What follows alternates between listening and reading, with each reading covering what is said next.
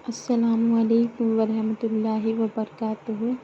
پیارے نبی صلی اللہ علیہ وسلم اپنے ساتھیوں کے آرام اور سکھ کا بڑا خیال کرتے تھے اور دوسرے لوگوں کے آرام اور سکھ کا بھی بڑا خیال رکھتے تھے۔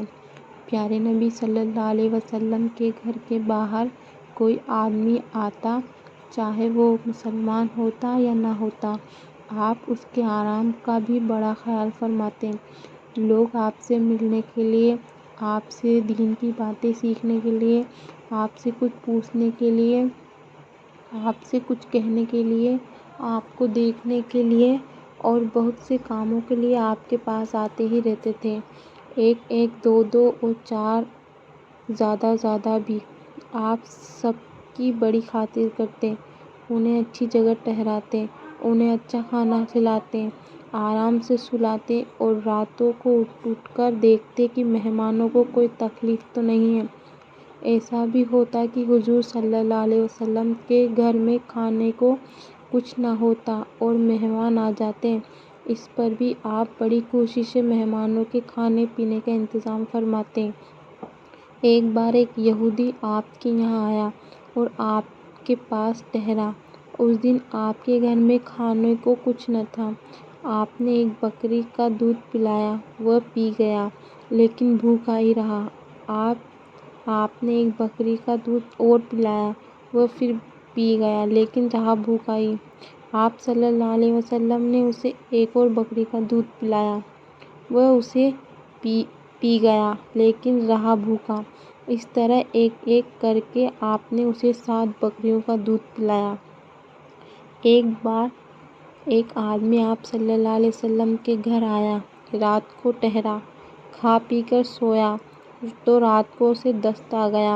حضور صلی اللہ علیہ وسلم نے اسے بستر دیا تھا، اس نے اس بستر کو گندا کر دیا اور صبح ہونے سے پہلے ہی بھاگ گیا۔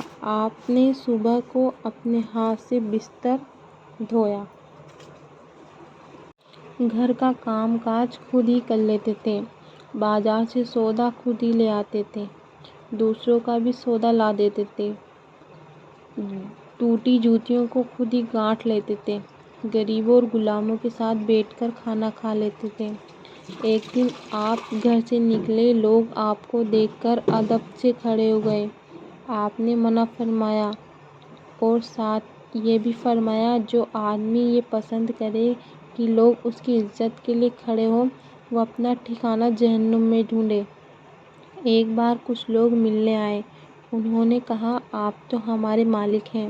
آپ صلی اللہ علیہ وسلم نے فرمایا، مالک تو بس اللہ ہے۔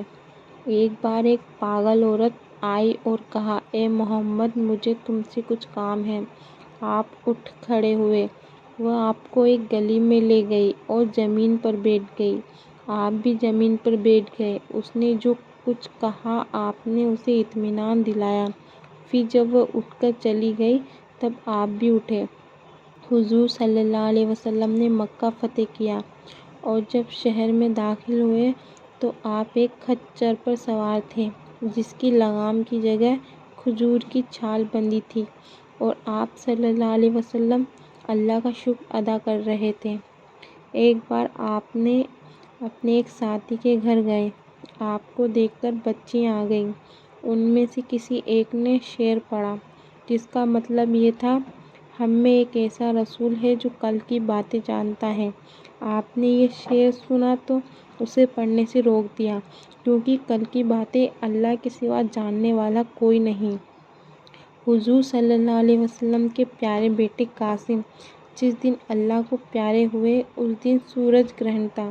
کسی نے کچھ اس طرح کی بات کہی کہ نبی کے بیٹے کے غم میں سورج کو گرہن لگ گیا۔ آپ نے سنا تو غلط ہے، سورج اور چاند میں گرہن لگنا خدا کے حکم سے ہوتا ہے، کسی کی موت اور زندگی سے نہیں۔ ایک بار حضور صلی اللہ علیہ وسلم وضو فرما رہے تھے، کچھ صحابہ نے آپ کے وضو کیے ہوئے پانی کو ہاتھوں میں لے لیا اور اپنے چہرے پر ملنے لگے۔ آپ نے پوچھا، تم یہ کیا کر رہے ہو؟ انہوں نے بتایا کہ اللہ اور اللہ کے رسول کی محبت میں ایسا کر رہے ہیں۔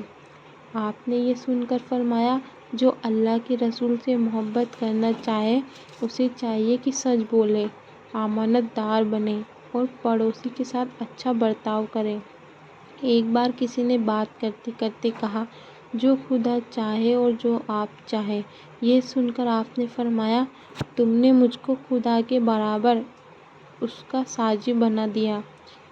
کہو جو خدا چاہے۔ کیسی اچھی بات بتاتے تھے آپ میں ذرا بھی تو گھمنڈ نہ تھا۔ السلام علیکم ورحمۃ اللہ وبرکاتہ۔ میرے چینل کو لائک، سبسکرائب اور کامنٹس کریں۔ جزاک اللہ۔